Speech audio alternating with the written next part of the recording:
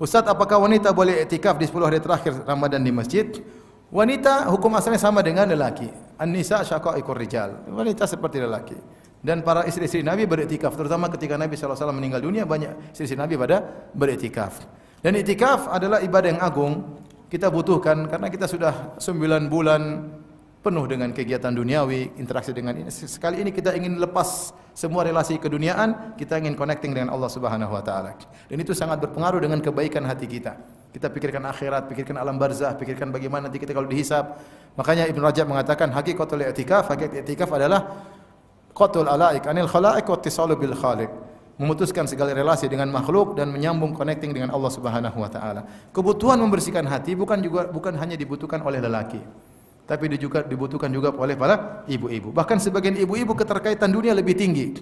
Karena mereka di rumah saja tapi ngelihatnya Instagram, tas, dompet, berita, sehingga tetap aja duniawi. Nah, kita ingin bersihkan hati kita dari keterikatan duniawi selama apa? Iktikaf. Masa tidak? Makanya sebagian ulama sangat menganjurkan. Dan ini latihan untuk kita bersendirian dengan Allah, berkhalwat dengan Allah. Karena nanti dalam kehidupan ini, dalam fase kehidupan kita, lebih banyak kita bersendiri daripada kita ngumpul sama manusia. Kita di dunia 60 sampai 70 tahun, setelah itu kita masuk alam barzah sendirian. Kalau kita sudah terbiasa bersendirian dengan Allah, kita akan mudah menghadapi kondisi seperti itu. Makanya di antara kesedihan yang dialami oleh orang yang dikuburkan, Allah menjadikan dia mendengar langkah kaki yang meninggalkan dia, langkah sendal, bunyi sendal orang-orang yang meninggalkan para penziarah. Jadi ketika dia dikuburkan, semua ikut ngantar istrinya, anaknya, teman-temannya, tetangga-tetangganya, dan dia belum dengar apa-apa. Tapi ketika mereka pergi meninggalkan kuburan, Allah buat dia dengar. Terkumpullah puncak kesedihan. Mereka sudah meninggalkan apa? Dia. Tapi kalau dia sudah terbiasa berbahagia dalam kesendiriannya, di antaranya ketika i'tikaf, ketika sholat malam, dia memojok, dia baca Quran sendiri, dia memojok, dia baca tafsir sendiri, ya. Insya Allah dia mudah menghadapi kesendirian tersebut. Makanya saya bilang kita di dunia ini kita cari kebahagiaan dengan kebersamaan, kita bahagia dengan kumpul dengan anak, dengan istri, kumpul dengan kawan-kawan, kita ada kebahagiaan. Carilah kebahagiaan dengan tatkala kita bersendirian, ingin sendirian. Ya, baca buku sendiri, ditemani secangkir kopi, sudah bahagia. Nulis.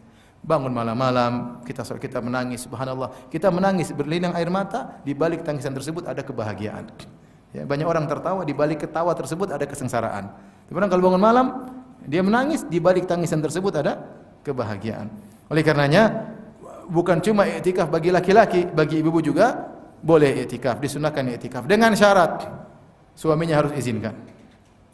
Suaminya harus apa? Izinkan. Karena i'tikaf adalah keluar rumah, dan wanita secara umum keluar rumah harus minta izin.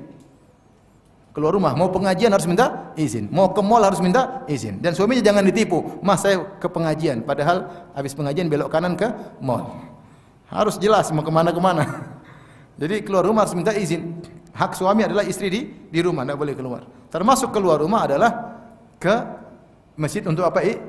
I'tikaf. Kalau suami tidak izinkan, ya sudah, dia sibukkan ibadah di rumah.